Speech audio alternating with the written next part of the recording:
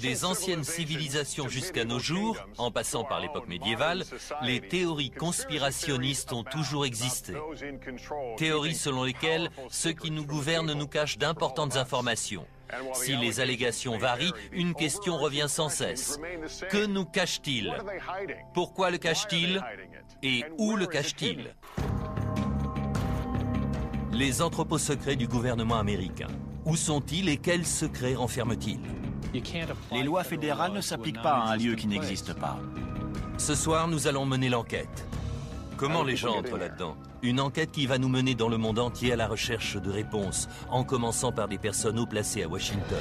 Y a-t-il des bases militaires dont on ignore l'existence? Jusqu'à une base militaire abandonnée à Montauk, guidée par l'enquêteur Richard Dolan. On commence déjà à voir les perturbations. Nous survolerons la légendaire zone 51 dans le Nevada en compagnie du chercheur Glenn Campbell. Hélicoptère 966, vous êtes à 5 km d'une zone d'accès restreinte. Puis nous traverserons l'océan pour nous rendre dans ce qui sont sans doute les plus grandes archives sur Terre, le Vatican. On peut aller voir les archives maintenant? Notre enquête lèvera le voile sur de choquantes expériences secrètes menées par le gouvernement américain sur ses citoyens. Ces gens nous servaient de cobayes humains. Sur l'existence d'OVNI. Je ne pouvais pas leur dire ce que j'avais fait parce que c'était top secret. Des éléments découverts sur une base secrète pourraient prouver que le gouvernement américain nous cache la vérité sur les extraterrestres depuis des décennies. Ce n'est pas humain. C'est très étonnant. Je n'ai jamais rien vu de pareil. Nous rencontrerons des informateurs qui nous diront ce qui est caché et où.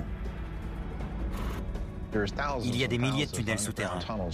Et pour la première fois à la télévision, nous vous montrerons des images d'un extraterrestre qui aurait été dérobé dans la zone 51. Rejoignez-nous dans cette expédition pour découvrir la vérité sur ce que nous cachent les gouvernements.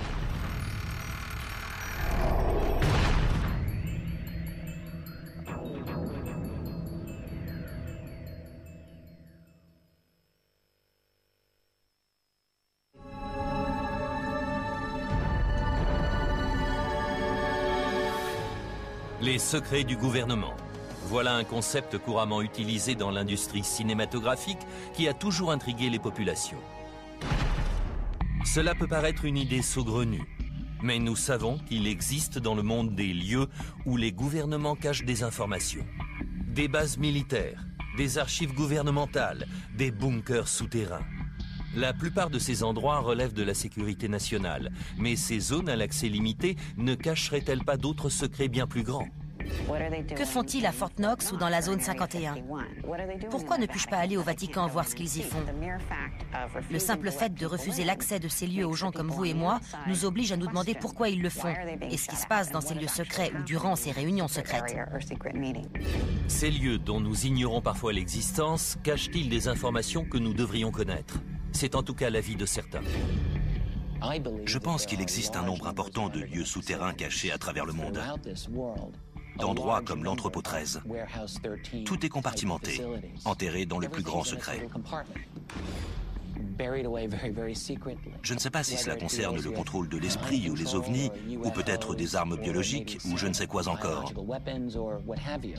Mais le secret, c'est la règle, pas l'exception. Pour répondre à ces questions, nous débutons notre enquête à Washington, D.C. Afin de nous faire une idée sur l'ampleur du goût du gouvernement pour le secret, nous allons interroger John Podesta, ancien chef de cabinet du président Clinton, qui a longtemps plaidé pour une transparence totale du gouvernement. Le gouvernement est-il parfois allé trop loin en voulant à tout prix garder le secret sur certaines choses? Bien sûr, le gouvernement va parfois trop loin à vouloir garder le secret sur tout. Ce genre d'habitude à la peau dure. Il faut être vigilant et s'assurer que les citoyens disposent du maximum d'informations que nous pouvons leur donner. Pense-t-on que les Américains ne seraient pas capables d'entendre ces informations? Ceux qui classent ces informations pensent que les gens ne sont pas en mesure de les recevoir ou n'ont pas besoin de les connaître. Ça peut être très dangereux à long terme. Je pense que le public est capable d'entendre ces vérités. Y a-t-il beaucoup de choses que nous ignorons? Certaines opérations délicates sont gardées secrètes. Leur succès en dépend. Cela dit, on se sert beaucoup de ce prétexte, alors qu'il ne s'agit pas toujours de questions de sécurité. Parfois, c'est aussi parce que, si les gens étaient au courant, ils ne voudraient pas que le gouvernement agisse de la sorte en son nom. Une des plus grosses sources de spéculation porte sur l'existence de dossiers classés secret défense sur les ovnis. Pourquoi les États-Unis ne sont-ils pas plus ouverts, plus honnêtes au sujet des ovnis, confirmant ou infirmant leur existence? C'est vrai, c'est une question que je me pose souvent. Y a-t-il vraiment là-bas quelque chose que les Américains ne doivent pas connaître? Avec le recul, peut-être que ce qu'ils faisaient là-bas à l'époque nous paraîtrait un peu idiot aujourd'hui. Mais les gens ont le droit de savoir. Alors que le gouvernement américain s'entête à cacher les documents sur les ovnis dans des entrepôts secrets, d'autres pays, eux, ont décidé de tout révéler. En 2008, le Royaume-Uni a décidé de déclassifier ses dossiers sur les ovnis. Et pour la première fois, des témoins, dont certains membres de l'armée américaine, ont pu raconter leur histoire. Je ne pouvais pas leur dire ce que j'avais fait parce que c'était top secret. Milton Torres était pilote de chasse dans l'armée américaine. En 1957, alors qu'il est stationné au Royaume-Uni, une étrange mission lui est confiée. Ils m'ont dit qu'il s'agissait d'une mission d'assaut. Puis ils ont dit, c'est un objet volant non identifié. On veut que tu l'abattes. Quand Milton Torres atteint les coordonnées transmises, une énorme forme apparaît sur son radar. Il faisait des manœuvres que je n'arrivais pas à suivre. Il s'arrêtait, puis repartait à angle droit. Je suis arrivé, et à 20 secondes du tir, il a disparu. Il a décollé à une vitesse comme 10 fois la vitesse du son. On n'a pas d'avion aussi rapide. J'ai eu peur pour ma vie. De retour à la base, Milton Torres reçut l'ordre de ne jamais révéler ce qu'il avait vu dans le ciel ce jour-là. Ils m'ont dit, cette mission a été classée secret défense. Vous ne devez en parler à personne. Ni à votre femme, ni à votre chef, à personne. En divulguant des informations confidentielles, vous risqueriez la prison. Milton Torres ne sait toujours pas ce qu'il a vu ce jour-là sur l'écran de son radar, mais il a des soupçons. Je ne crois pas que nous soyons seuls. Et celui qui a construit cette machine en savait bien plus que moi. Le gouvernement américain détiendrait-il dans ses dossiers secrets d'autres histoires comme celle de Milton Torres?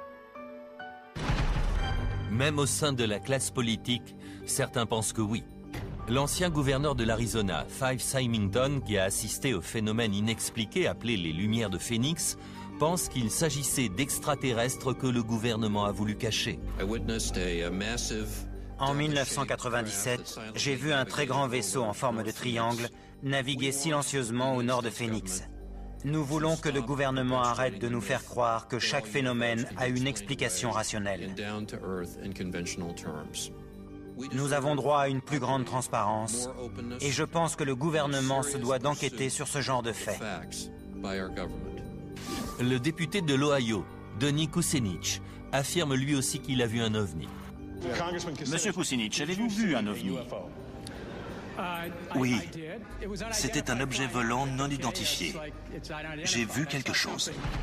Le gouvernement aurait-il des informations sur des technologies extraterrestres qu'il nous cacherait? Je suis convaincu que notre gouvernement détient des preuves physiques, des informations concernant l'existence d'OVNI. Beaucoup pensent que si le gouvernement est bel et bien en possession de telles informations, c'est ici qu'elles sont cachées, sous terre, dans cette base aérienne retirée du Nevada, plus communément appelée la Zone 51. La base est aussi bien gardée que mystérieuse. Elle n'était même pas reconnue par le gouvernement avant 1994. Et encore aujourd'hui, il est difficile de savoir qui supervise cette base. Nous avons envoyé une demande d'accès par écrit, mais les semaines ont passé et nous n'avions toujours pas de réponse. Nous avons donc décidé de téléphoner. Nous avons fait une demande officielle pour filmer les locaux gouvernementaux de Groom Lake, c'est-à-dire la zone 51. Ça me semble important de pouvoir avoir accès à une telle base et savoir pour quel type de programme l'argent du contribuable est utilisé. Merci beaucoup. Au revoir. Il m'a dit qu'il voulait bien étudier notre demande. En attendant notre réponse, nous concentrons nos recherches sur un autre lieu empreint de tradition, le Camp Hero, dans le parc de Montauk, près de New York. L'enquêteur et écrivain Richard Dolan s'y rend pour effectuer des recherches sur des expériences secrètes menées par le gouvernement dans des locaux souterrains qui portaient sur le contrôle de l'esprit, le voyage dans le temps et la téléportation. J'essaie de trouver des éléments qui prouveraient qu'il y a eu ici d'importantes activités souterraines. Si l'on en trouve, cela nous servirait de tremplin pour continuer notre enquête. De 1942 à 1982, Camp Hero était une base militaire dans laquelle on surveillait les avions ou les sous-marins ennemis. Mais d'après Stewart Swerdlow, cette base a eu aussi une fonction plus obscure. Il prétend en effet que de 1970 à 1983, il a servi de cobaye dans le cadre d'un programme gouvernemental qu'il appelle le projet Montauk. Ça a d'abord commencé comme un projet portant sur le contrôle mental, la programmation et la manipulation génétique, et l'armement ésotérique. Une partie du projet Montauk incluait le voyage dans le temps, ou la création de passages dimensionnels d'un point à un autre. Stewart Swerdlow affirme que lui et des milliers d'autres personnes ont été enlevées dans la rue ou chez eux, puis conduites dans un bâtiment souterrain à Camp Hero. En surface, la base de Montauk avait l'air abandonnée. Mais en dessous, il y avait 9 niveaux souterrains. C'est là que les expériences avaient lieu. Il y avait des centres où les gens étaient séquestrés. Cela peut sembler exagéré, mais le fait que le gouvernement américain puisse mener des expériences secrètes sur ses citoyens ne l'est pas. Il a déjà par le passé caché à ses citoyens l'existence de tels programmes et dissimulé ou détruit les preuves. Comme l'étude médicale effectuée pendant 40 ans sur des Afro-Américains pauvres à Tuskegee en Alabama. L'étude consistait à ne pas les soigner contre la syphilis pour voir comment ils réagiraient. Et il ne s'agit là que de l'un des nombreux programmes secrets découverts avec le temps. Au plus fort de la guerre froide, on le sait aujourd'hui, l'armée américaine utilisait le peuple américain comme cobaye. Par exemple, en les exposant à des radiations dans des zones peuplées pour voir à quelle vitesse les radiations se diffuseraient. Ces expériences étaient menées sans le consentement des populations. On leur injectait du plutonium, qui est une des substances chimiques les plus toxiques que l'on connaisse. Ils ont même gazé le métro new-yorkais. Mais les programmes les plus choquants sont sans doute ceux qui ont été menés entre les années 50 et 70 et qui portaient sur le contrôle de l'esprit. Le plus tristement célèbre étant celui baptisé MK-Ultra. MK-Ultra était un projet top secret. Il consistait à déterminer si oui ou non il était possible de contrôler l'esprit des gens. L'armée et la CIA voulaient savoir si par le biais du LSD, qui est une drogue hallucinogène, il était possible de manipuler l'esprit des gens. Les conséquences ont été dramatiques, car on marchait en terre inconnue. Des gens sont devenus fous. Ils les ont complètement détruits. L'officier retraité Michael Bailey affirme avoir été un des sujets de ces tests militaires. Ils ont dit que ces tests étaient sans danger, qu'il ne fallait pas qu'on s'inquiète. Au milieu des années 70, l'officier Bailey a été affecté à l'arsenal d'Edgewood, dans le Maryland, après s'être porté volontaire pour ce qu'il croyait être un programme visant à tester les uniformes et l'équipement. Ils nous ont dit qu'on allait tester l'équipement pour les batailles du futur. Ça avait l'air excitant. Mais Michael Bailey affirme qu'au lieu de ça, lui et des centaines d'autres soldats se sont fait injecter du LSD et d'autres drogues très nocives ou ont été exposés à de dangereux gaz pour voir leur réaction. Nous nous sommes procuré cette vidéo d'entraînement tournée par l'armée et autrefois classée confidentielle. Elle montre certains des effets de cette expérience menée sur leurs propres hommes à Edgewood. 6h30 après l'exposition, le volontaire visiblement confus a eu besoin d'aide alors qu'il essayait de traverser un parcours d'obstacles. Les perturbations mentales et les hallucinations sont flagrantes. Aujourd'hui, l'officier Bailey estime que le gouvernement l'a trahi. On faisait confiance au gouvernement et à l'armée, mais ce n'était qu'un ramassis de mensonges. Beaucoup de gens ont souffert à Edgewood. Plus d'une centaine d'expériences de la sorte ont été menées dans des bases militaires, des hôpitaux et même dans des universités réputées comme Princeton ou Harvard. Le but de ces expériences était de créer le parfait soldat, ce qui, en d'autres termes, pourrait être décrit comme la parfaite machine à tuer. Mais ces programmes ont eu des conséquences désastreuses. Il y a eu un nombre important de suicides et de suicides ratés. Un homme à qui on avait injecté du LSD a essayé de se donner la mort dans son jardin, devant ses enfants. Il était, comme on dit vulgairement, en pleine hallucination. La vérité sur le projet MKUltra n'a été révélée qu'au milieu des années 70. Le chef de la CIA de l'époque avait ordonné qu'on détruise tous les documents confidentiels sur le sujet. Mais une dizaine de cartons contenant les rapports financiers ont été oubliés et une petite partie de ce sombre secret fut découverte. Ce qu'il ne faut pas oublier au sujet de MKUltra, c'est que nous n'avons que très peu d'infos sur les détails du programme, parce que la plupart de ces dossiers ont été détruits. Nous ne connaissons pas le nombre exact de personnes qui ont participé malgré eux à ce projet. Certains avancent même que des victimes de MKUltra pourraient avoir changé le cours de l'histoire. L'assassin de Robert F. Kennedy, Sirhan Sirhan, a longtemps été soupçonné d'avoir été l'une des victimes de ces expériences de contrôle de l'esprit. Il est intéressant de noter qu'un des étudiants qui a participé à ces expériences menées à Harvard est le Unabomber. Si de telles expériences ont eu lieu sans qu'on en ait eu connaissance, serait-il alors possible que le projet Montauk soit lui aussi un programme gouvernemental resté jusqu'ici secret? Nous avons appris l'existence de MKUltra par accident. Si tous les dossiers avaient été détruits, MKUltra ne serait aujourd'hui encore qu'une rumeur. Quand je pense à ça, par rapport au projet Montauk, je me dis que si Montauk n'est aujourd'hui qu'une rumeur, c'est peut-être parce que les types chargés de la sécurité ont fait un meilleur boulot que pour MKUltra.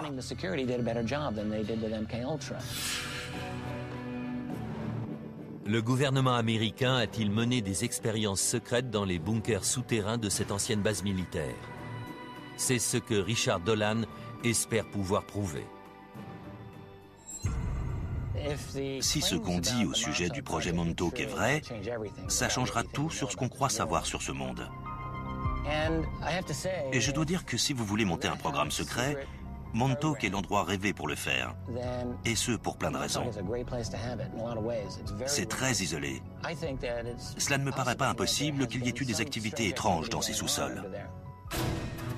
La base étant devenue un parc national, nous avons demandé aux responsables du parc l'autorisation d'accéder aux zones souterraines. Leur réponse a été qu'ils n'étaient pas au courant de l'existence de tunnels à Campiro. Mais Richard Dolan a entendu une autre version. On m'a dit qu'il y avait des constructions intéressantes dans cette zone. J'ai lu qu'il y avait des tunnels. Je voudrais voir quelque chose. Ce qu'il va découvrir nous fera peut-être changer d'avis sur le projet Montauk. Qu'est-ce que c'est que ça? Attendez. Qu'est-ce que c'est? Dans quelques instants, nous rejoindrons Richard Dolan à Montauk où nous emploierons les technologies les plus modernes pour explorer les sous-sols. Ça pourrait bien être une structure souterraine. Ensuite, nous examinerons certains éléments qui pourraient apporter la preuve que l'armée américaine nous cache l'existence d'une vie extraterrestre depuis des années. Est-ce la preuve qu'on attendait tous? Mais d'abord, c'est à Rome que nous nous rendons pour tenter de franchir les portes du Vatican afin de visiter l'un des lieux les plus mystérieux du monde, les archives secrètes du Vatican. Personne ne sait exactement ce que renferment les archives du Vatican. C'est tellement grand. Tout ceci quand Secret Défense revient.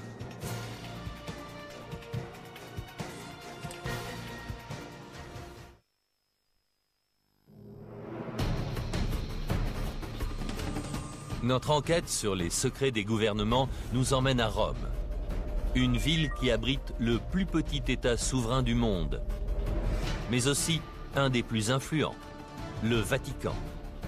C'est le siège de l'Église catholique et de son milliard de fidèles. Bien que son pouvoir ne s'étende que sur 44 hectares, son influence, elle, est mondiale. Le Vatican est un lieu fascinant parce que c'est la plus vieille organisation encore existante aujourd'hui sur Terre. On peut remonter jusqu'à 2000 ans en arrière. De nombreux documents attestent de l'influence du Vatican à travers les époques. Et son rôle, notamment dans le domaine des arts, est fièrement exposé. C'est un des plus grands, si ce n'est le plus grand dépositaire de l'art, de l'histoire, de la tradition, de la théologie et des documents écrits. C'est un vrai trésor. Derrière moi se trouvent les murs sacrés du Vatican et à l'intérieur ses archives secrètes. 80 km d'étagères contenant des milliers de documents. Il s'agit sans doute des archives les plus riches de l'histoire du monde. Et pourtant, elles sont interdites à la plupart d'entre nous. Pendant des années, des universitaires et des citoyens se sont demandé ce qu'elles recelaient. Le Vatican cacherait-il d'importants secrets ? Personne ne sait exactement ce qu'il y a dans les archives du Vatican. C'est tellement grand. Et les universitaires n'ont qu'un accès partiel à ces archives. On n'en connaîtra jamais l'intégralité. Le secret qui règne autour de ces archives a éveillé l'intérêt des universitaires, des écrivains et même d'Hollywood. Le roman et le film Da Vinci Code avancent une hypothèse selon laquelle l'Église nous cacherait la vérité sur la lignée de Jésus-Christ. Dans le film Angers Démon, un ancien document conservé au Vatican va permettre de contrecarrer les plans d'une société secrète appelée les Illuminati qui voulait se venger du Vatican. Par ici, s'il vous plaît. Dans le film, les archives sont un vaste complexe hypermoderne et ultra sécurisé renfermant des millions de documents.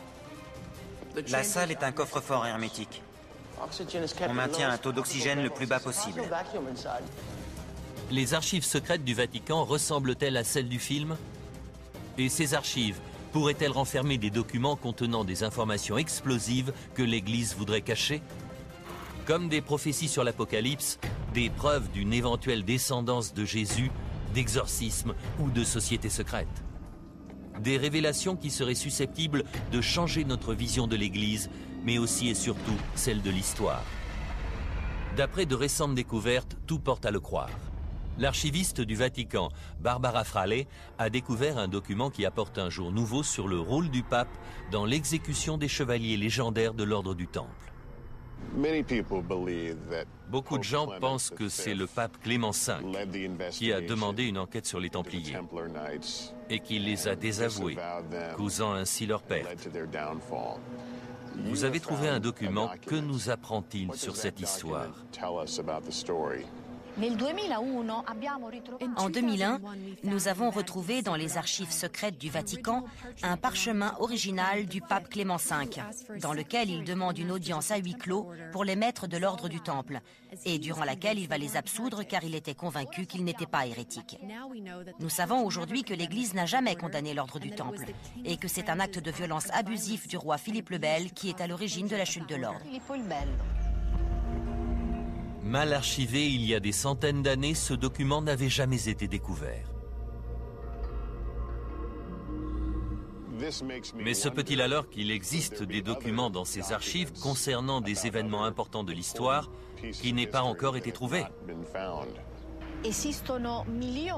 Il y a encore des millions de documents à découvrir dans les archives secrètes du Vatican. Quel genre de documents le Vatican peut-il alors nous cacher, intentionnellement ou non? À en croire les rumeurs les plus fréquentes, le Vatican nous cacherait des informations importantes concernant les prophéties sur la fin du monde, comme le fameux troisième secret de Fatima. Il s'agit d'une des prophéties les plus connues de la religion catholique. La prophétie veut qu'en 1917, la Vierge Marie soit apparue plusieurs fois devant 3 enfants de la ville de Fatima au Portugal, site aujourd'hui visité chaque année par des milliers de fidèles. Pendant ces visites, la Vierge Marie leur aurait fait 3 révélations sur l'avenir du monde, mais le Vatican n'en révéla que 2. Le premier secret est une vision de l'enfer. Le deuxième secret était en rapport avec la fin de la Première Guerre mondiale et le début d'une autre grande guerre peu de temps après, si la Russie ne se convertissait pas au catholicisme. Mais le troisième secret n'a pas été révélé. Et beaucoup, comme le spécialiste de Fatima, Christopher Ferrara, se sont demandé ce qu'il pouvait bien être. En 1960, pour des raisons inconnues, le Vatican a fait savoir que le secret allait être placé sous scellé pour l'éternité. Mais le 26 juin 2000, devant la pression grandissante, le Vatican a finalement cédé et dévoilé la vision. L'annonce de cette révélation a été reprise par la presse du monde entier.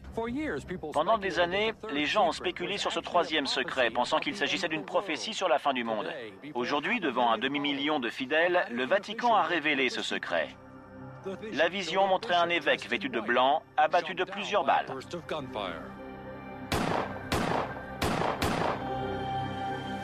Si l'on en croit le Vatican, la prophétie du troisième secret a été réalisée le 13 mai 1981, quand le pape, l'homme en blanc de la vision, a été victime d'un attentat ici, sur la place Saint-Pierre, alors qu'il saluait ses fidèles depuis son véhicule. Mais certains pensent que le troisième secret de Fatima se trouve toujours à l'intérieur du Vatican et que ce qu'il contient est encore plus troublant. Un secret au sujet d'une crise mondiale. Le secret parlerait en fait d'une crise au sein de l'Église et d'un scénario apocalyptique qui aurait des conséquences terribles pour la Terre entière. Nous avons reçu l'autorisation exceptionnelle de visiter les archives avec nos caméras pour voir ce qu'elles renferment. Le premier document que l'on nous montre est exposé dans le bureau du directeur et il illustre parfaitement la richesse historique de ce qui est archivé ici. Expliquez-moi ce qu'est ce document. Il s'agit d'une lettre adressée au pape Clément V par les membres du Parlement anglais, dans laquelle il demande au pape de prononcer l'annulation du mariage entre Henri VIII et Catherine d'Aragon. C'est ce qui a conduit à la séparation entre l'Église catholique et l'Église anglicane. Absolument. Mais les documents ne sont pas tous exposés ainsi. La plupart sont conservés dans le bâtiment principal des archives. Luca Carboni, le secrétaire général des archives, a accepté de nous emmener pour une visite guidée. On peut aller voir les archives maintenant? On va aller voir le stockage des archives. Là où elles sont stockées. Tout à fait.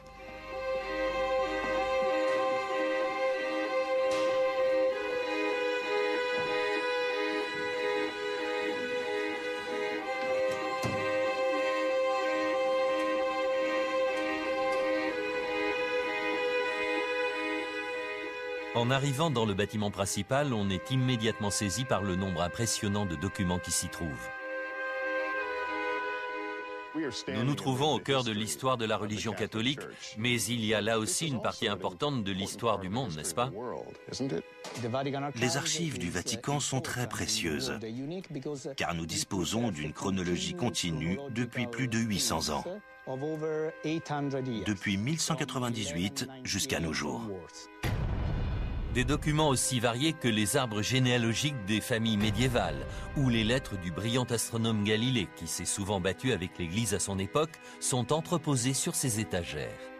Vous avez des correspondances de Galilée? Nous avons une lettre de Galilée à un cardinal. C'est la signature de Galilée. La signature de Galilée à Florence, le 18 décembre 1628. Il y a tellement de choses ici. Pourrait-il y avoir des documents que même les archivistes ne connaîtraient pas? Oui.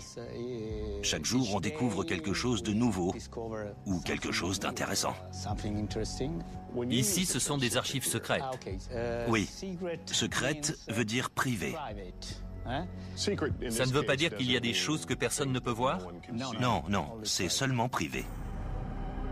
Privé, mais interdit d'accès, sauf pour 1 millier de chercheurs sélectionnés chaque année par le Vatican.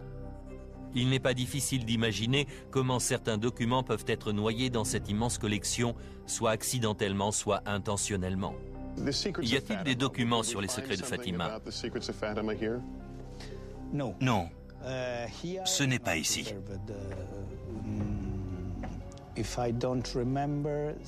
Si je me souviens bien, ce n'est pas ici. Où sont gardés ces documents? Le Vatican dispose-t-il d'autres salles d'archivage? Même à l'intérieur de ce bâtiment, certaines pièces sont interdites aux visiteurs, comme la salle des parchemins qui renferme certains documents très anciens et très importants. Les universitaires et les chercheurs peuvent venir ici. Non, non, seulement le personnel du Vatican. Tous les parchemins sont ici? Nous gardons 50 000 parchemins dans cette salle, sur 2 étages. L'air est différent, c'est climatisé ici? Oui, l'air est purifié ici.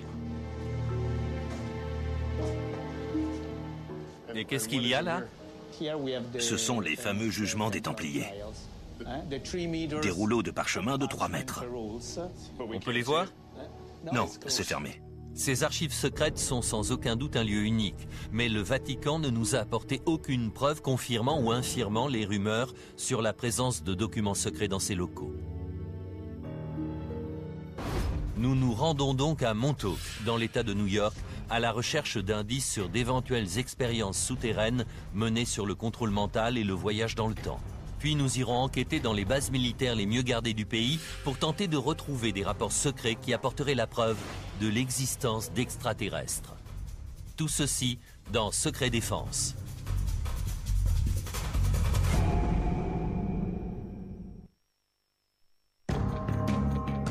Notre enquête pour tenter de découvrir les secrets que nous cachent les gouvernements continue et nous conduit maintenant dans le parc de Camp Hero, à Montauk, dans l'État de New York.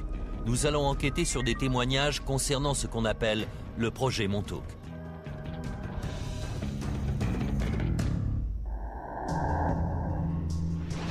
D'après ces témoignages, le radar qui se trouve derrière moi fut un jour l'épicentre des dangereuses expériences de manipulation de l'esprit du projet Montauk. Il y aurait également sous l'antenne 9 niveaux souterrains qui auraient accueilli une technologie qui permettait de transporter les gens dans le temps et dans l'espace. Mais ces locaux existent-ils réellement? Le gouvernement affirme qu'il n'y a aucune structure souterraine à Montauk. Bien sûr, il faut garder en tête que les États-Unis ont forcément quelque part des bureaux souterrains qu'ils souhaitent garder secrets. L'écrivain et enquêteur Richard Dolan a accepté de nous accompagner à Camp Hero pour vérifier ces allégations. Comment savoir s'il y a vraiment quelque chose? S'il est impossible de vérifier l'exactitude des témoignages, on peut quand même jeter un œil au sous-sol, avec un radar à pénétration de sol. Cela nous permettra de savoir enfin s'il y a quelque chose ou pas là-dessous. Au moins confirmer certaines parties de l'histoire.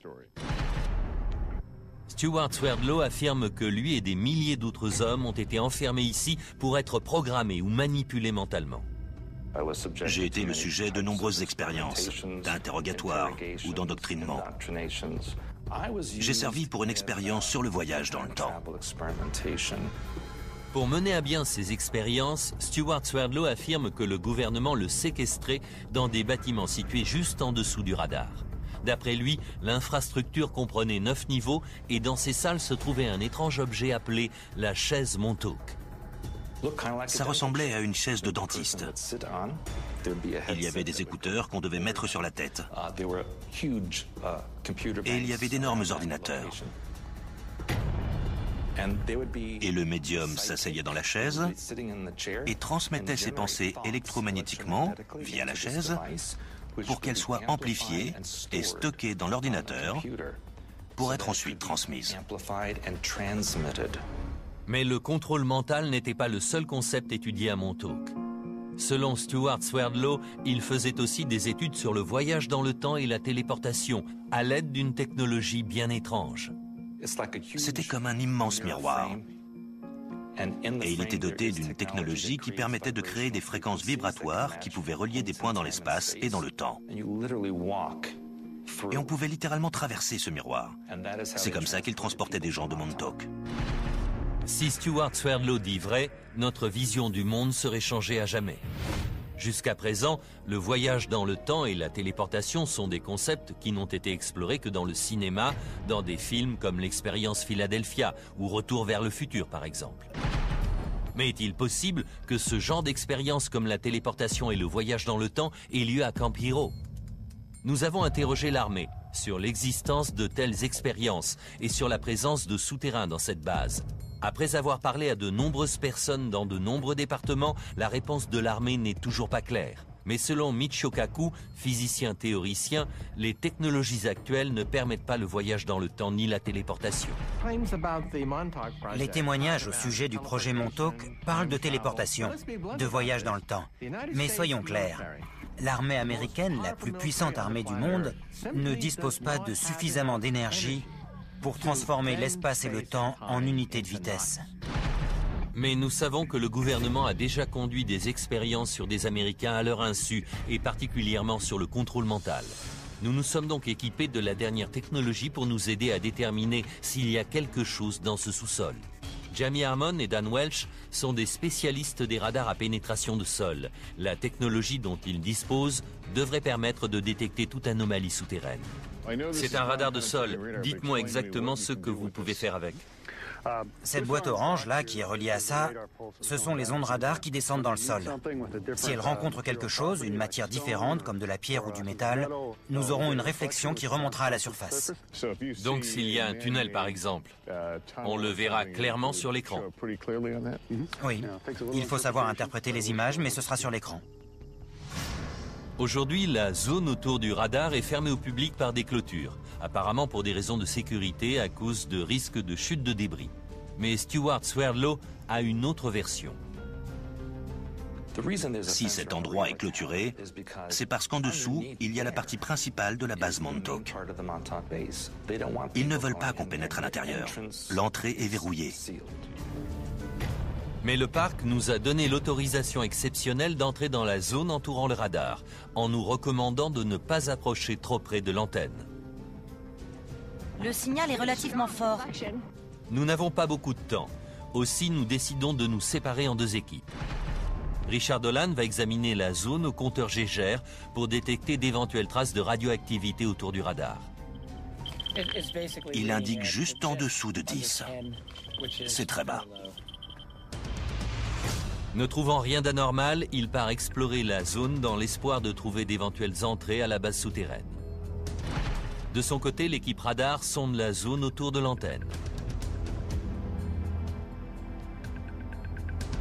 Et dès le début, les signaux que nous recevons sont surprenants. On commence déjà à voir les perturbations. Ça correspond aux anomalies qu'on s'attendait à trouver. Donc ça commence ici. Oui, et les signaux sont puissants. Il doit y avoir 3 mètres de profondeur. Là, c'est la surface. Donc on voit nettement que ça commence ici. Oui. Pendant ce temps, Richard Dolan ratisse les bois entourant le radar. D'après Stuart Swerdlow, il existe dans cette zone tout un réseau de tunnels souterrains. Dans l'ancienne base, on peut voir que des espèces de bouches d'égout ont été construites un peu partout. D'après l'armée, il s'agit du système d'égout ou de l'évacuation de l'eau. Mais en fait, ce sont des trappes pour s'échapper de la base souterraine. Voici une des nombreuses trappes qu'il y a dans cette zone. Elle est remplie d'eau. Il y a une bouche remplie d'eau et une échelle qui descend. On dirait que ça déborde. Ça a l'air condamné. Oh, je sens que je vais regretter ce que je suis en train de faire. Je voudrais voir si c'est profond. Ça a pu être conçu pour évacuer l'eau.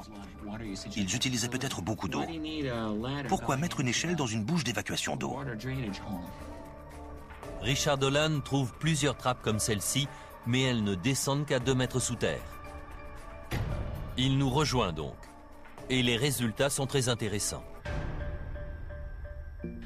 On a effectué plusieurs passages dans cette zone et il semblerait qu'à peu près à 3 mètres de profondeur, on ait quelque chose d'intéressant.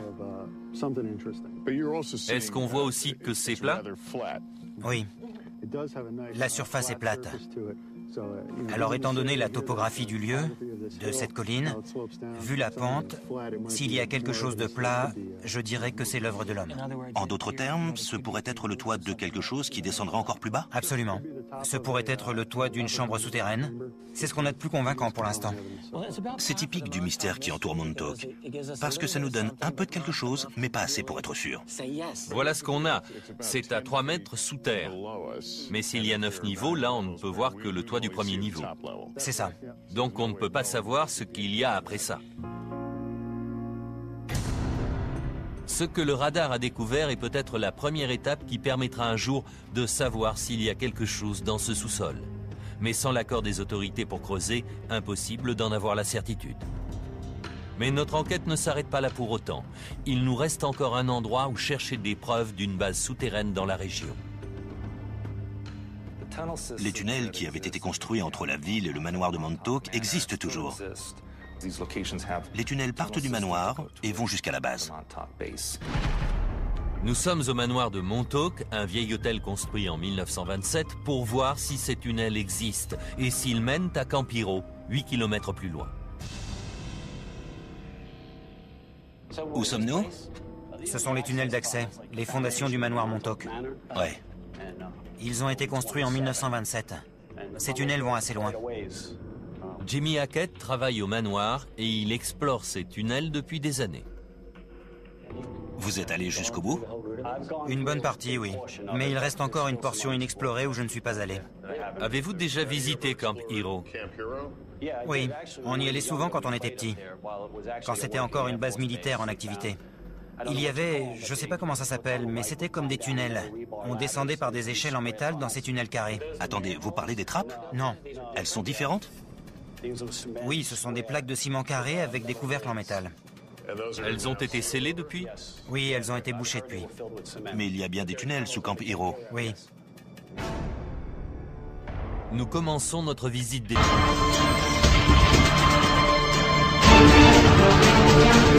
tunnels. Rapidement, ils deviennent plus bas, plus étroits et quasi impraticables. Et l'on n'en voit pas le bout. Passons par là. Par là, attention à la tête. Ouais.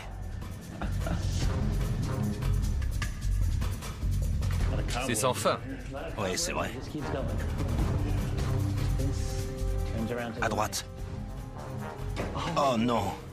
Ça ne s'arrête jamais. Venez voir ça. Nous arrivons à un point où il devient impossible de passer à deux. Il est parti voir jusqu'où va le tunnel. Je n'arrive pas à croire qu'il soit si long. On n'arrive pas à comprendre pourquoi on a construit un tunnel aussi long et étroit sous ce bâtiment. Richard? Je reviens. Je n'ai pas réussi à trouver la fin du tunnel. J'arrive. Il est très très long. Et il y a un bout qui finit en cul-de-sac. Mais il y a des embranchements qui vont dans plusieurs directions. On peut facilement se perdre là-dedans. Je crois qu'on va devoir s'arrêter là. Ouais, je crois bien. Ces tunnels qui semblent interminables ajoutent une couche de mystère au projet Montauk et perpétuent la légende. Nous ne découvrirons peut-être jamais la vérité sur le projet Montauk ou sur ce qu'il a pu se passer à Camp Hero. Mais ce que nous avons appris en revanche, c'est que les bases militaires sont l'endroit idéal pour cacher des projets classés secret défense. Et c'est exactement là où nous nous rendons maintenant, dans deux des bases militaires les plus sécurisées du pays. Notre première étape sera la base aérienne de Wright-Patterson dans l'Ohio.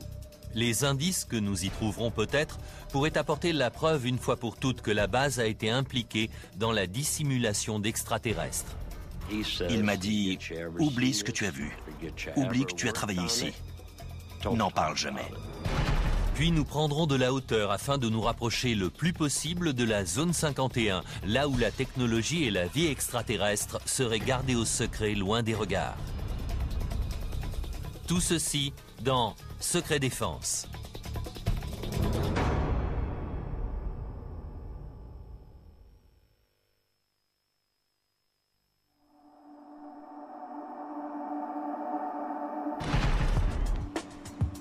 Notre enquête pour tenter de découvrir les secrets que les gouvernements nous cachent nous emmène à travers le monde.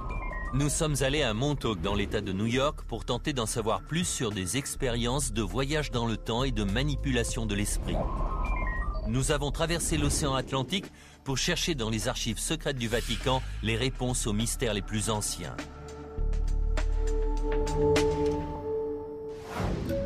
Pour compléter notre enquête, nous nous rendons à Washington dans l'espoir d'obtenir les réponses et les autorisations que nous attendons toujours.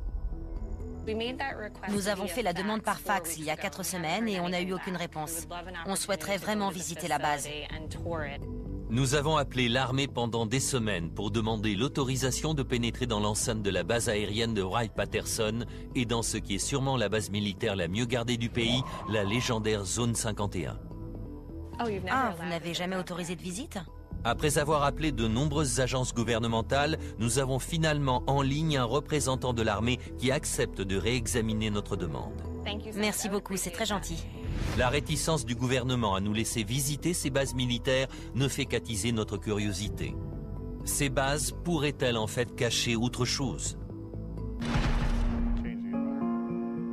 John Podesta, qui travaille à Washington, affirme que cette idée de base secrète est un mythe. Cet endroit depuis lequel les informations confidentielles seraient distribuées à tout le pays et au monde entier n'existe pas. Y a-t-il des bases militaires dont on ignore l'existence? Des bases souterraines secrètes? Eh bien, si elles sont secrètes, comment peut-on les connaître?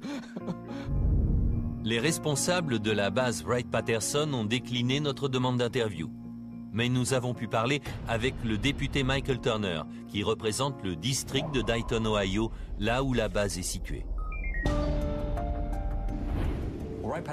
La base aérienne de Wright-Patterson est la plus grande base du monde. Plus de 20 000 personnes y travaillent, la plupart dans la recherche et le développement. Elle a travaillé sur tous les avions de l'armée, depuis celle des frères Wright jusqu'à l'avion furtif.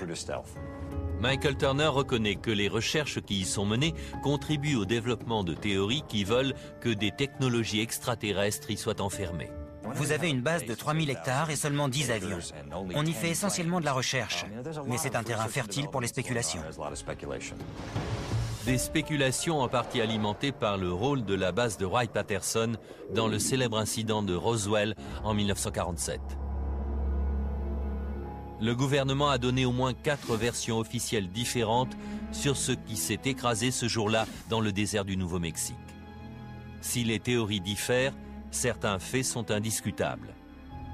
Une note du FBI datée du 8 juillet 1947 indique que l'épave de ce qui semble être une soucoupe volante a été transportée par avion dans le plus grand secret jusqu'à la base Wright pour examen. Après l'incident de Roswell, la base de Wright-Patterson a accueilli un programme gouvernemental portant sur l'étude des ovnis appelé Blue Book. Je pense que les gens qui s'intéressaient aux ovnis se sont tournés vers l'armée pour avoir plus d'informations sur ce qu'il avait pu se passer, plutôt que de se tourner vers des gens qui avaient vu ou pensaient avoir vu quelque chose. L'armée a enquêté sur plus de 12 600 cas d'apparition d'ovnis. 700 d'entre eux étaient encore inexpliqués quand le gouvernement a fermé le programme en 1969.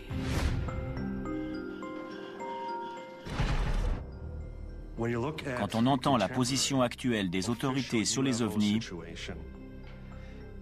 on dirait qu'ils ont fait leurs valises et qu'ils sont rentrés chez eux. Je pense sincèrement que l'armée a loupé le coche sur ce coup. Qu'y a-t-il de mal à dépenser une partie de l'argent du contribuable pour enquêter sur ces événements? On trouverait peut-être quelque chose d'intéressant. Où est le mal à ça? Chaque galaxie contient à peu près 1 milliard d'étoiles.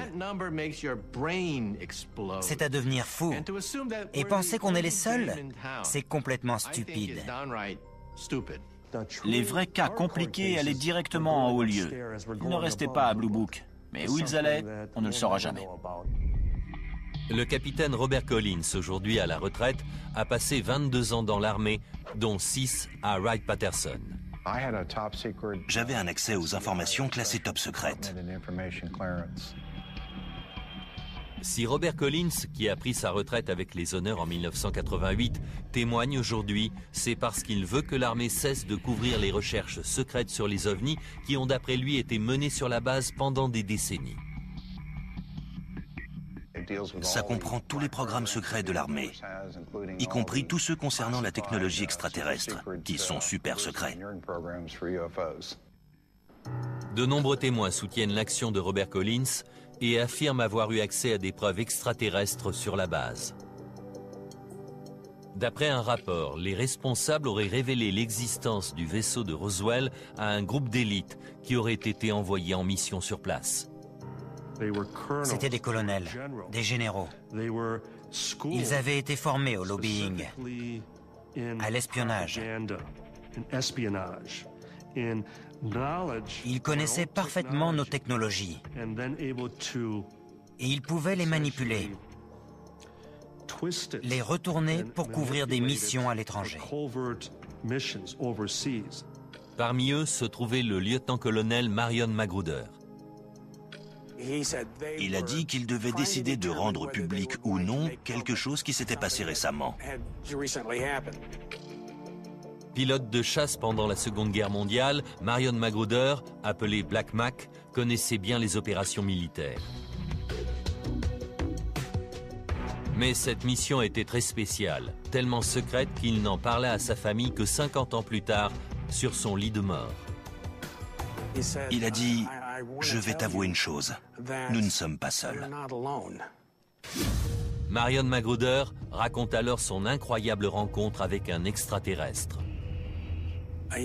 Il éprouvait de la sympathie pour lui. Il a dit qu'il avait plus l'air d'un humain que d'un extraterrestre. Mais il avait une plus grosse tête, des plus grands yeux et des longs bras fins et des petites jambes. Et d'après mon père, il avait l'air très triste. Marion Magruder garda cette rencontre secrète jusqu'à ses derniers jours. Mon père disait, on l'a tué à cause des expériences et tout ça. Ça l'a beaucoup affecté. Ses souvenirs n'étaient peut-être pas la seule chose qui le hantait. Des gens venaient souvent lui rendre visite pour parler de ça. Et même si je ne saurais jamais qui étaient ces gens, je sais qu'ils voulaient s'assurer que le secret était bien gardé. L'armée nous a renvoyé à son communiqué de 1985 qui répondait aux rumeurs insistantes sur des ovnis.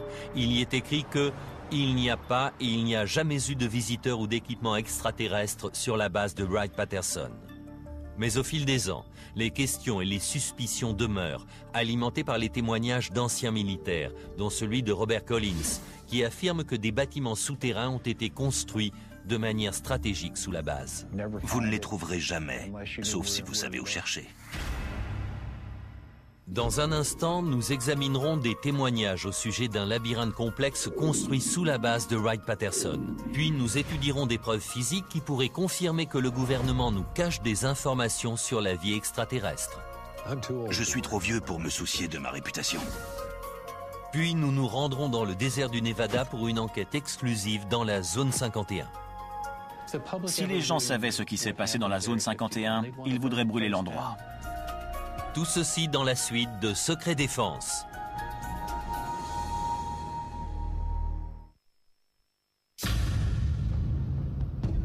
Notre enquête nous a conduits sur la base de Wright-Patterson à Dayton dans l'Ohio pour tenter d'y découvrir ce que le gouvernement pouvait y cacher. Cette base est-elle l'épicentre d'un complot gouvernemental qui vise à dissimuler les preuves de l'existence d'extraterrestres? C'est en tout cas l'avis de nombreux chercheurs. Ils ont des preuves physiques même. À ce jour, tout indique que cela se trouve à Wright-Patterson.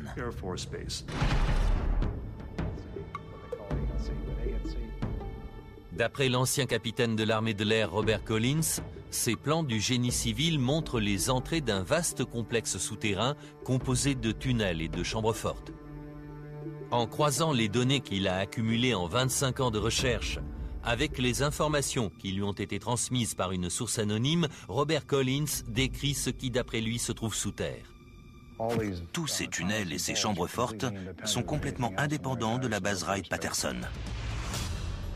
Ils sont à 20 mètres sous terre. Puis il y a une couche de roches calcaires de 3 à 5 mètres d'épaisseur. Donc ça descend jusqu'à presque 25 mètres. Et ça fait à peu près 200 mètres de long.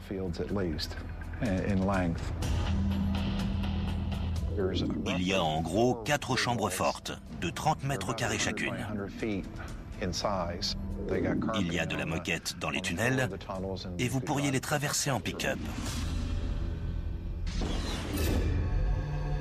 Mais pour lui, le plus remarquable, ce n'est pas cette base souterraine en elle-même, mais ce que l'armée y a caché, et y cache peut-être encore.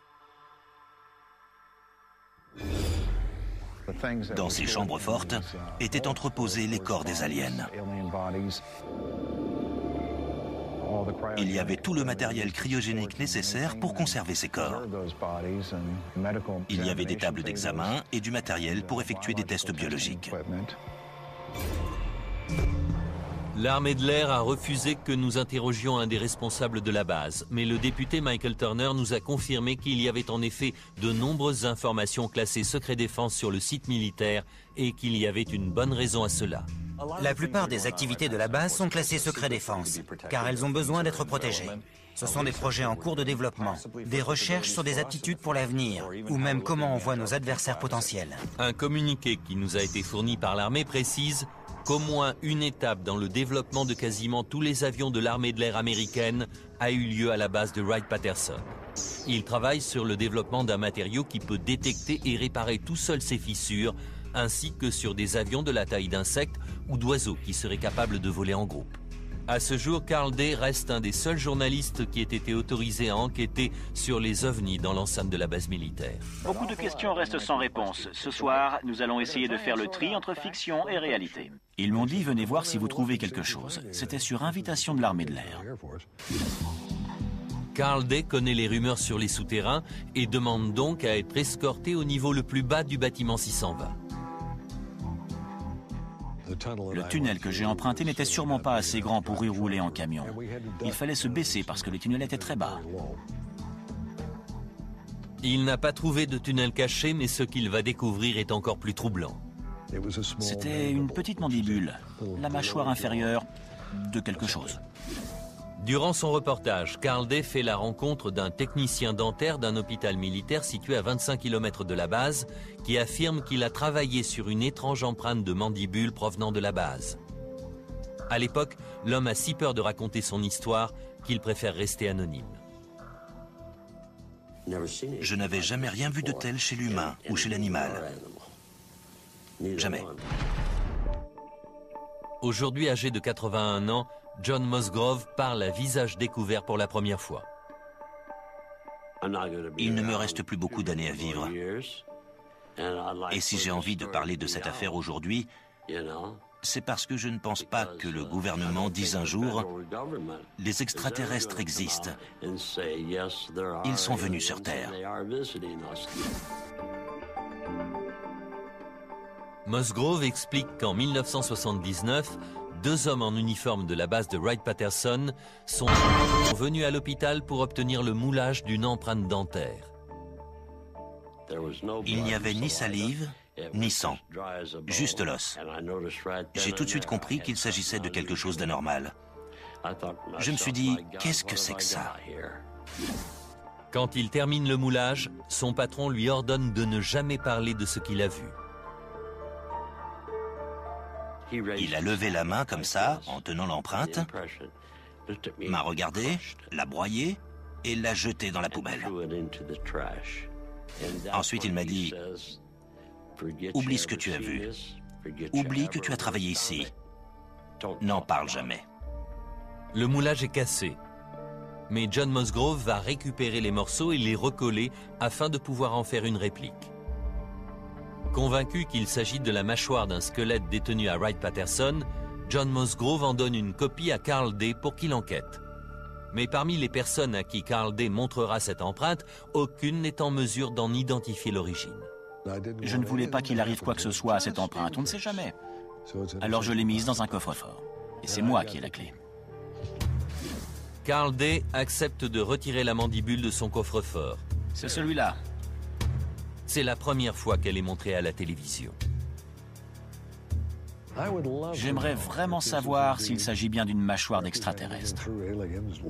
La tête devait vraiment être très petite. 30 ans après le moulage de l'empreinte, le mystère reste intact.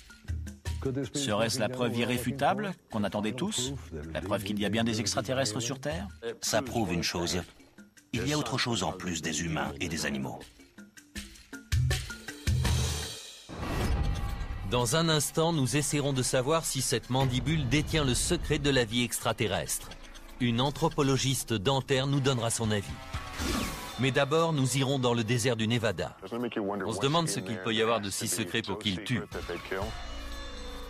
Enfin, nous examinerons une vidéo exclusive qui pourrait révéler ce qui se passe derrière les grilles de la base militaire la plus sécurisée des États-Unis. Dans un instant, Secret Défense.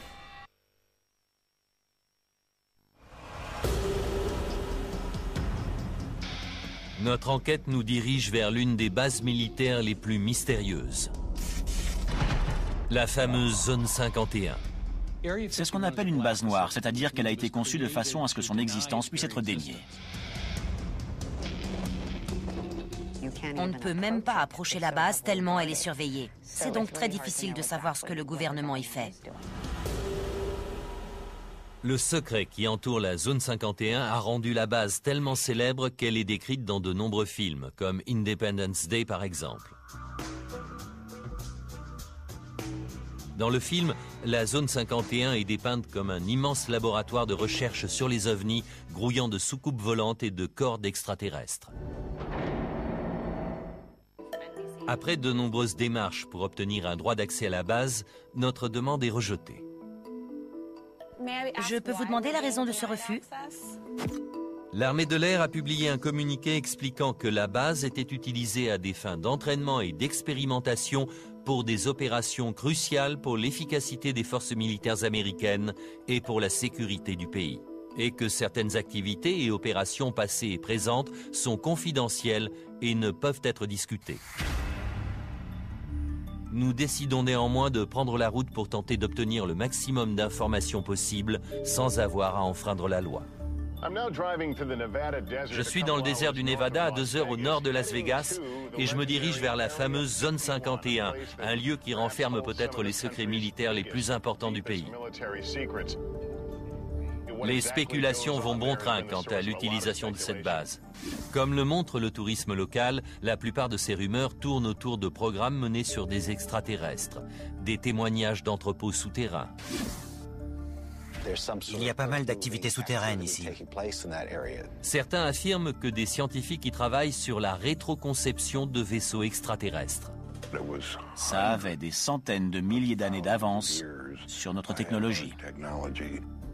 Et le plus troublant, des preuves confirmeraient que les extraterrestres existent et qu'ils auraient été détenus dans la base. Autant d'allégations que nous allons tenter de vérifier durant notre enquête.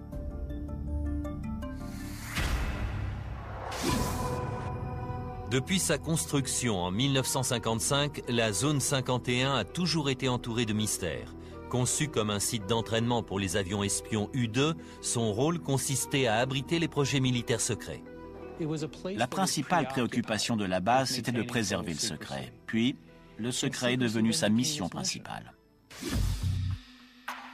Ce lieu, isolé dans le désert, appelé 51 sur cette carte des années 50, semble être l'endroit idéal pour une base noire.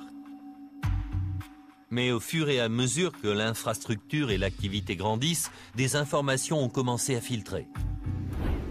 L'avion espion U-2, le SR-71, les avions furtifs, tous ont été testés ici. Et toute l'activité aérienne qu'on peut voir du sol indique que cette base sert à tester les avions.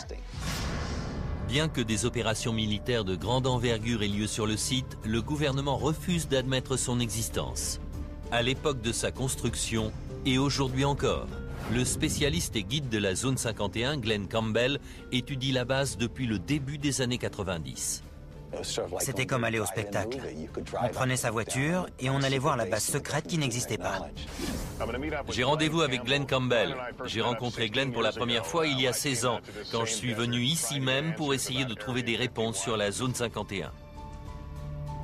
Dans ce reportage de 1994, nous n'avions eu qu'à nous rendre en haut d'une colline pour voir la totalité de la base. Depuis ce point de vue, on peut admirer une série de bâtiments ordinaires. Aujourd'hui, l'armée a étendu son contrôle sur tout le terrain entourant la base. Avoir un bon aperçu semble donc plus compliqué. Alors qu'est-ce qu'on va voir ? On va pas pouvoir voir grand-chose en restant au sol. Vous avez apporté des photos satellites. L'imagerie satellite est bien meilleure aujourd'hui. Certaines photos sont incroyables. Regardez les pistes d'atterrissage là. C'est avec ces photos qu'on voit le mieux. Oui, les mesures de sécurité qui entourent cet endroit font partie du mystère. Ça attise les curiosités et ça nourrit les théories du complot. Oui, la sécurité est élevée ici. Regardez autour, c'est un bon endroit pour se cacher, non? C'est un sacré bon endroit. C'est à la fin des années 80 que la zone 51 a commencé à attirer l'attention du public quand un physicien nommé Bob Lazar a fait des révélations explosives. Il prétend à l'époque qu'il a travaillé sur un projet top secret de rétroconception sur un vaisseau extraterrestre. Il m'a dit, John, j'y étais, je l'ai touché, c'était réel, c'était E.T. Ça ne pouvait pas venir de chez nous. Bob Lazar a refusé de nous recevoir pour une interview, mais il nous a renvoyés vers son ami John Lear, un pilote de ligne à la retraite qui a autrefois effectué des vols pour la CIA. C'est moi qui ai révélé l'existence de la zone 51. John Lear a poussé Bob Lazar à faire une interview télévisée pour lever le voile sur ses activités secrètes. Il m'a dit, ok, tant que je reste dans l'ombre. L'interview a eu lieu chez John Lear et il l'a filmée sur cette vidéo. C'est Bob et sa femme. Dans son interview, Bob Lazar affirme avoir travaillé sur les soucoupes volantes dans un complexe secret appelé S4, si secret qu'il est camouflé dans une montagne au sud de la zone 51. John Lear nous explique ce que Bob Lazar lui a décrit. S4 est une base souterraine. Ça ressemble à une montagne, mais en fait, il y a des portes de hangar qui coulissent vers le haut pour s'ouvrir. On dirait qu'une partie de la montagne est en train de s'ouvrir. Ça mène à un laboratoire, et il y avait toute une série de hangars.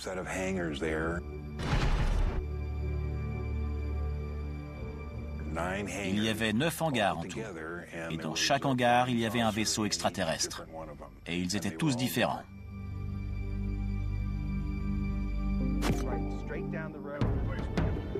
Si tout cela est vrai, se pourrait-il que le gouvernement utilise la zone 51 comme une zone de stockage pour la technologie extraterrestre?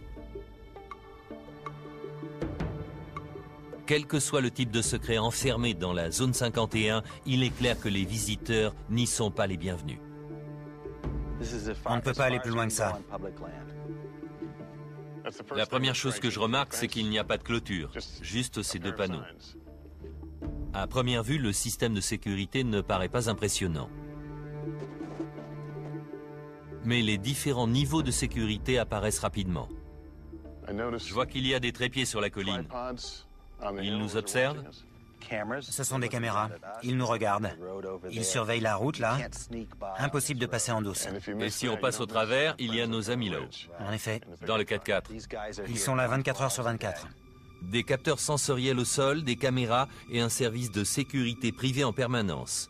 Mais la meilleure protection de la zone 51 reste certainement le désert. En arrivant ici, je m'attendais à voir des barbelés de 5 mètres de hauteur. Il n'y a rien de tout ça, juste quelques piquets. Ces piquets sont les seuls témoins que la loi du Nevada vous oblige à avoir pour délimiter un territoire. Ils n'ont pas besoin de clôture ici. Ils ont 20 km de désert autour d'eux pour protéger la base. Le panneau est classique, danger propriété privée. Jusqu'à ce qu'on arrive en bas, l'usage de la force à des fins mortelles est autorisé. On se demande ce qu'il peut y avoir de si secret pour qu'ils tuent.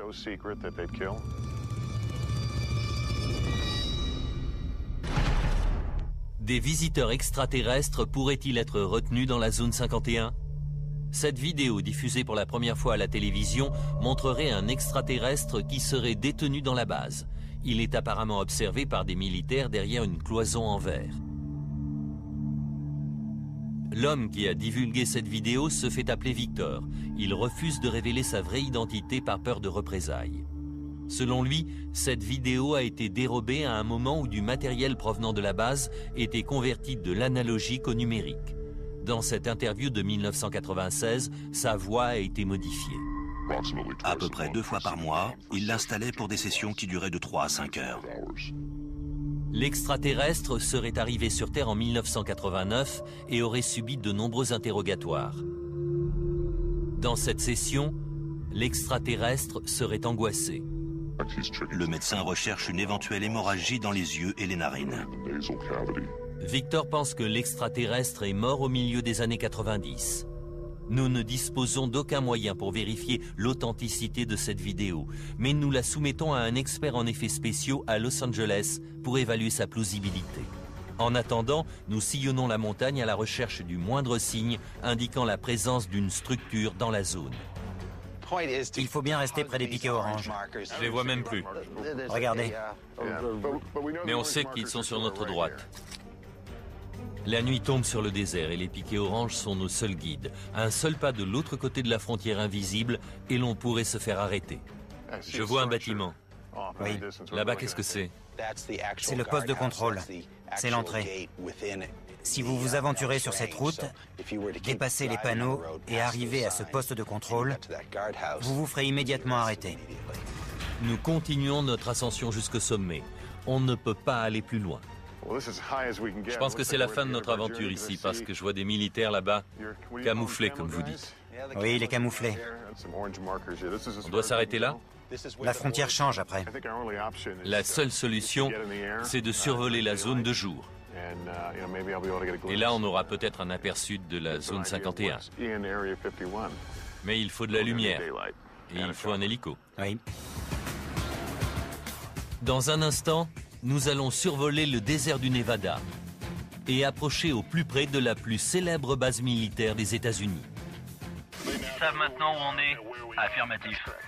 La zone 51 est-elle le cœur d'une vaste opération de dissimulation d'extraterrestres? Renferme-t-elle des secrets terrestres bien plus dérangeants encore? Découvrir ce qui s'est passé, ce que les humains ont fait, c'est déjà assez terrifiant. Dans un instant, Secret Défense.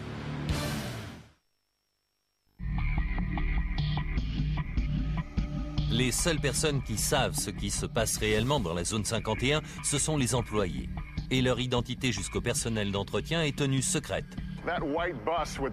Selon nos sources, ce bus blanc aux vitres teintées transporte tous les jours les employés des environs jusqu'à la zone 51.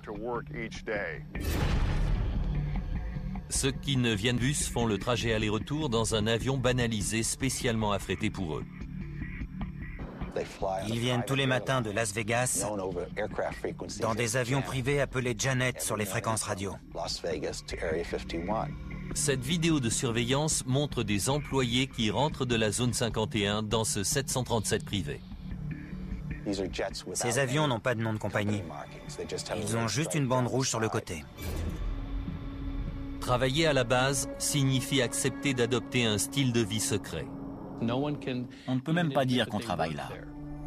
Jonathan Turley est un avocat spécialisé dans les procès impliquant la sécurité du territoire. Il découvre la zone 51 en 1994 quand il est contacté par des employés gravement malades.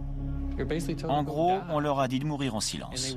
Ils n'étaient pas censés parler à un avocat ni à un docteur.